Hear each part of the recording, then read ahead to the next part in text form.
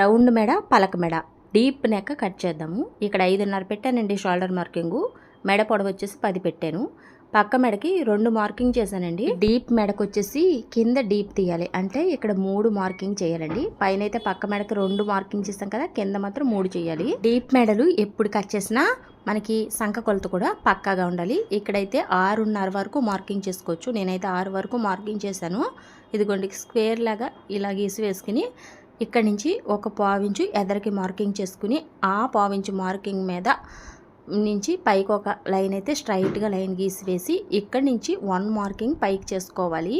Deep మెడలకు వచ్చేసి చంక కొలత ఇలా 1 ఇంచే పైకి వెళ్తుంది అన్నమాట. రౌండ్ తీయడానికి 1 ఇంచ్ పెట్టుకుంటే సరిపోద్ది.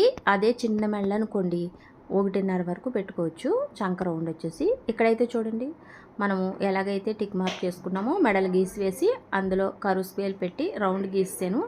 ఇది డీప్ ఎక్కువ వస్తుందండి. అలాగే ఈ చంక కూడా మనం ఎలాగ మార్కింగ్లు చేసుకున్నామో కరువు స్కేల్ పెట్టి కరువు తిప్పాను. చూసారు కదా, మీకు రౌండ్ కరువు స్కేల్తో చాలా బాగా వస్తుందండి. మెడలకైనా చంకకైనా కరువు స్కేల్ ప్రతి ఒక్కరికి ఉండాలి, టైలరింగ్ చేసే వాళ్ళకైతే. ఇదిగోండి నీట్గా కట్ చేసేసాను. ఇది లాంగ్ డీప్ రౌండ్ మెడ అండి. పలక మెడ కూడా కట్ చేద్దాం. పైన 2 కింద 3 పెట్టి స్క్వేర్ గీసాం కదా, స్క్వేర్ని కట్ చేస్తే పలక మెడ వచ్చేస్తుంది. స్క్వేర్ కొంచెం తక్కువగా ఉండాలంటే 2.5 చేసుకోవచ్చు. ఇలా చిన్న టిప్స్ పాటిస్తే ఎంత లాంగ్ మెడలైనా భుజాలు జారవు.